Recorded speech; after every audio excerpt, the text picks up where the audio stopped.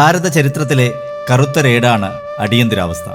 എന്നാൽ കാസർഗോഡ് ജില്ലയിലെ മലയോര നാടിന് ഒരർത്ഥത്തിൽ അതുകൊണ്ട് ഗുണമുണ്ടായി.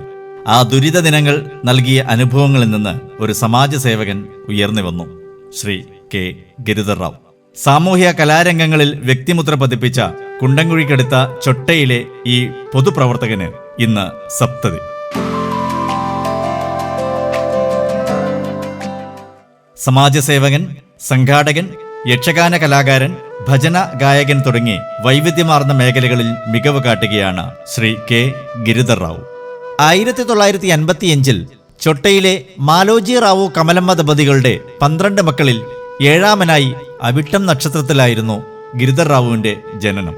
പ്രാഥമിക വിദ്യാഭ്യാസം മംഗലാപുരത്തായിരുന്നു.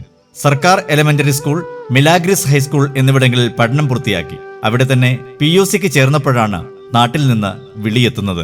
കുടുംബത്തിന് അത്താണിയായി നിന്നിരുന്ന പിതാവ് മാലോജി റാവുവിന്റെ അപ്രതീക്ഷിത വിയോഗം അറിയിച്ചുകൊണ്ടായിരുന്നു അത്.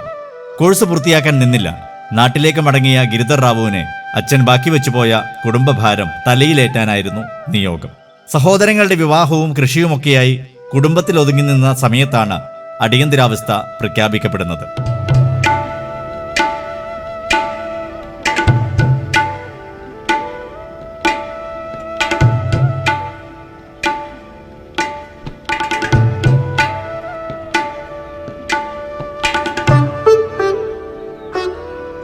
ദേശീയ പ്രസ്ഥാനവുമായി ബന്ധപ്പെട്ട മുതിർന്ന പ്രവർത്തകരിൽ പലരും പോലീസ് പിടിയിലാവുകയും ക്രൂരമായ പീഡനങ്ങൾക്ക് ഇരയാവുകയും ചെയ്തപ്പോൾ പിന്നണിയിൽ പ്രവർത്തിക്കുന്നവർക്കൊപ്പം കൗമാരം കടന്ന ഗിരിധർ റാവുവും കൂടി.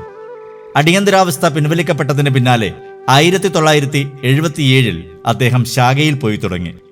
1979 ഗദ്ദേമൂല ശാഖയുടെ മുഖ്യ ശിക്ഷകനായി. പിറ്റേ വർഷം തന്നെ പ്രാഥമിക ശിക്ഷാവർഗിൽ പങ്കെടുത്ത അദ്ദേഹം 1981 പ്രഥമ സംഘശിക്ഷാവർഗം, 82 ദ്വിതീയ വർഷ സംഘശിക്ഷാവർഗം പൂർത്തിയാക്കി.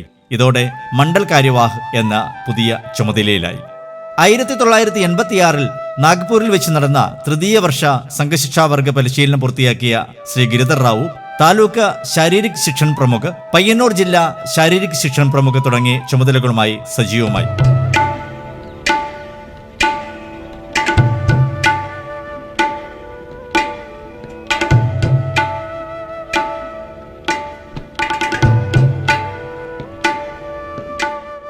യക്ഷഗാന കലാരംഗത്ത് ശ്രദ്ധേയനായ വ്യക്തിത്വമാണ് ശ്രീ ഗിരിധർ റാവു.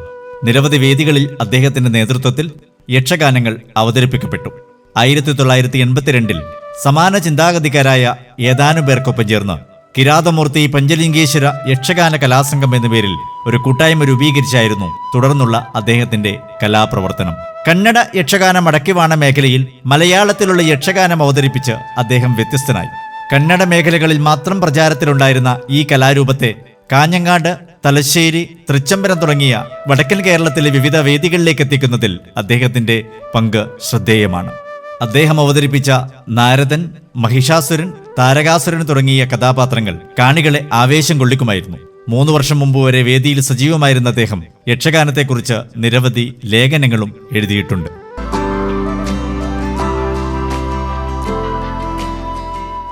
ആയിരത്തി 1992 അയോധ്യയിൽ ശ്രീരാമ ജന്മഭൂമി വീണ്ടെടുപ്പിനായുള്ള കർസേവയിൽ പങ്കെടുക്കാൻ കേരളത്തിൽ നിന്നും പുറപ്പെട്ട സംഘത്തിൽ അദ്ദേഹവും ഉണ്ടായിരുന്നു.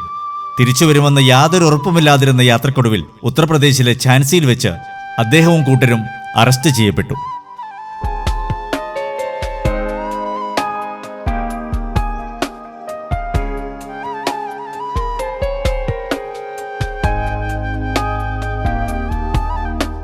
ആയിരത്തി 1987 അദ്ദേഹത്തിന്റെ വിവാഹം.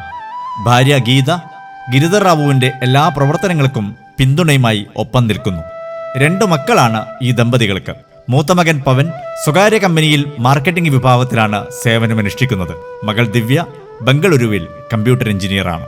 സാമൂഹ്യ പ്രവർത്തനങ്ങൾക്കൊപ്പം സമരസതയോടെ കുടുംബജീവിതം എങ്ങനെ കൊണ്ടുപോകാമെന്നുള്ളതിന്റെ ഉത്തമ ഉദാഹരണം കൂടിയാണ് ശ്രീ ഗിരിധറിന്റെ കൂട്ടുകുടുംബം.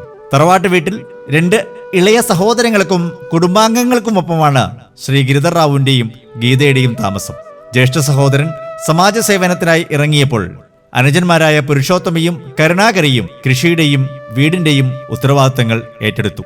മുതൽ ഏട്ടനെ വീട്ടിൽ നോക്കിക്കൊണ്ടായിരുന്നു.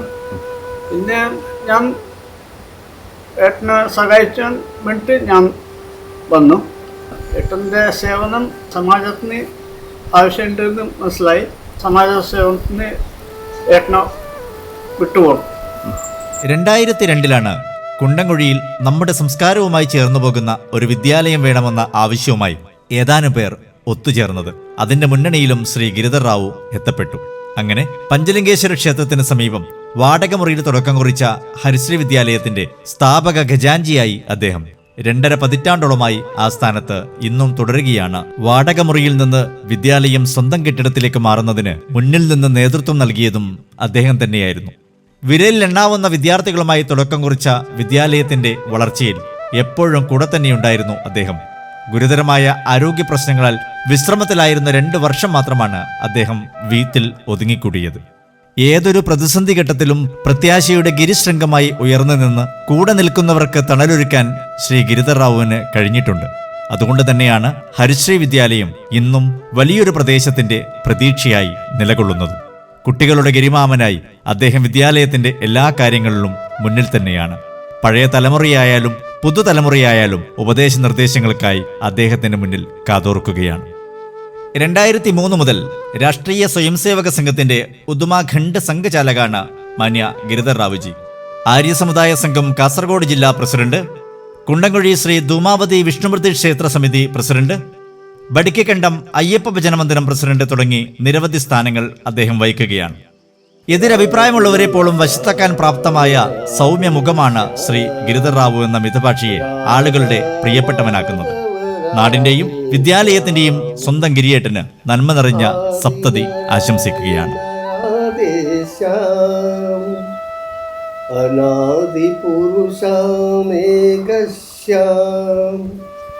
വാസുദേവ ഹരിരാധേശ്യാം വാസുകി ശയനമേഘശ്യാം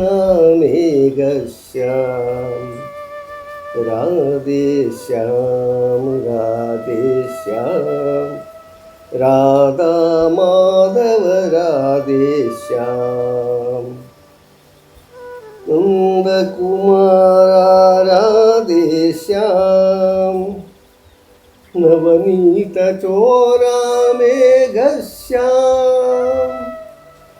കാളിയമർത്തന രാധേശ്യാം कंसनिषूदनमेघश्याम्